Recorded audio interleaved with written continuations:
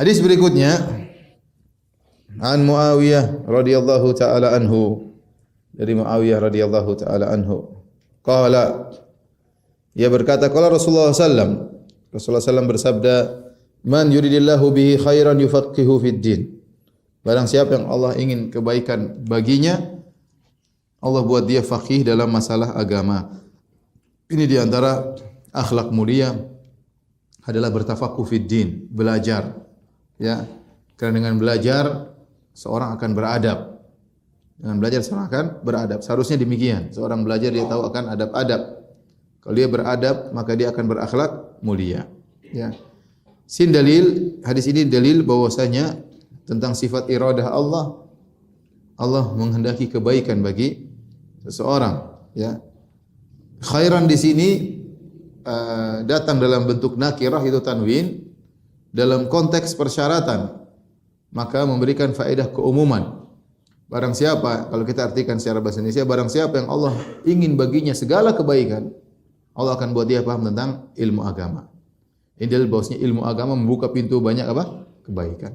Dan ini sesuatu yang sangat logis. Kalau seorang belajar, dia akan tahu ya bagaimana salat yang benar, bagaimana puasa yang benar, bagaimana berumah tangga yang benar, bagaimana berdagang yang benar.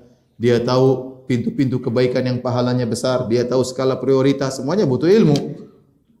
Butuh ilmu, maka benarlah tatkala seorang dijadikan paham tentang masalah agama, dia akan meraih banyak kebaikan. Karena khairan di sini nakirah dalam konteks persyaratan, berikan faedah umum. Barang siapa yang kalau kita artikan barang siapa yang ingin Allah berikan kepada dia semua kebaikan, maka baik kebaikan kecil, kebaikan besar, ya, maka Allah akan buat dia paham tentang agama. Ibnu Hajar mengatakan khairan di sini nakirah li ta'zim. Artinya Allah ingin berikan dia kebaikan yang besar. Barang siapa yang ingin Allah berikan bagi dia kebaikan yang besar, Allah akan buat dia paham tentang masalah agama. Kemudian yufaqihu, ya. Fikih di sini maksudnya ilmu yang dibangun di atas Al-Qur'an dan Sunnah. Mencakup ilmu fikih, mencakup ilmu adab, mencakup ilmu akidah. Karena fikih dalam agama bukan fikih yang kita pahami sekarang secara istilah, yaitu fikih thaharah, fikih salat. Enggak, fikih di sini maksudnya umum. Itu barang siapa yang Allah ingin kebaikan baginya, Allah akan buat dia faqih, yaitu paham dalam permasalahan agama dengan ilmu yang dibangun di atas dalil, di atas Al-Qur'an dan Sunnah, ya. Jadi ilmu agama dipuji secara zatnya. Adapun selain ilmu agama, maka ditinjau dia belajar misalnya ilmu dunia, ilmu kedokteran, ilmu misalnya arsitek atau insinyur, ya, engineering dan yang lainnya. Maka tatkala dia belajar ilmu tersebut, tujuannya apa? Kalau tujuannya untuk kemaslahatan kaum muslimin, ya, untuk agama Islam, maka dia berpahala, ya.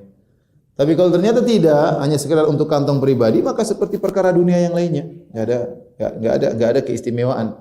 Enggak ada keistimewaan. Jadi ilmu-ilmu yang lain selain ilmu agama menjadi mulia bukan li dzatihi, bukan karena zatnya, tapi li ghairihi, karena sebab yang lain.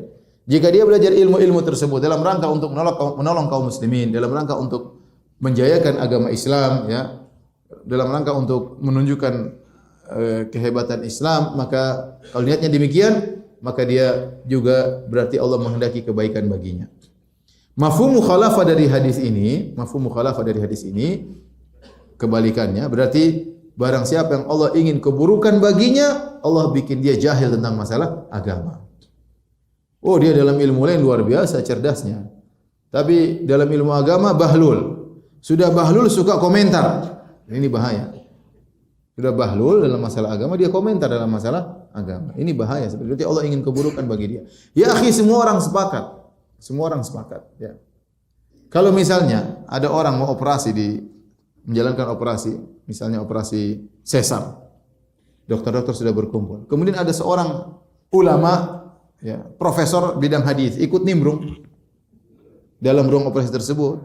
Dia mengatakan ini kayaknya harus dipotong lewat sini, harusnya dibukain dulu. Kira-kira apa yang dikatakan oleh dokter-dokter tersebut? Ini Profesor Bahlul ini. Ya. Itu bukan bidangnya di sini. Meskipun dia hafal hadis, hafal Quran, ya. Hafal hadis, ribuan hadis dia hafal, sanad-sanad dia hafal. Tapi jangan nanti ngobrol masalah apa? Masalah kedokteran, motong sini, motong sana, urat ini putus dulu sebelum urat ini, ya. tinggal disambung diikat ini sembarangan ente. Ini karena uratnya banyak jadi derajatnya Hasan. Enggak bisa. Enggak bisa. Itu perkara dunia ente tidak boleh ikut campur. Apalagi sebaliknya, perkara agama kemudian ada insinyur ikut nimbrung. Bicara tentang syariat Allah Subhanahu wa taala kemudian dia ikut nimbrung. Oh enggak, itu enggak haram, itu enggak apa-apa. Ente bilang enggak apa dari mana? Bahasa Arab aja enggak bisa. Bahasa Arab aja enggak bisa, gimana mau nimbrung masalah agama, ya. Lebih berbahaya salah dalam agama daripada salah dalam dunia. Saya komentar masalah dunia salah ya masih ringan, tapi kalau seorang komentar masalah agama salah, masalahnya repot, dunia dan akhirat. Dunia dan akhirat. Itu yang terjadi zaman sekarang. Zaman sekarang semua orang mau ngomong, ya.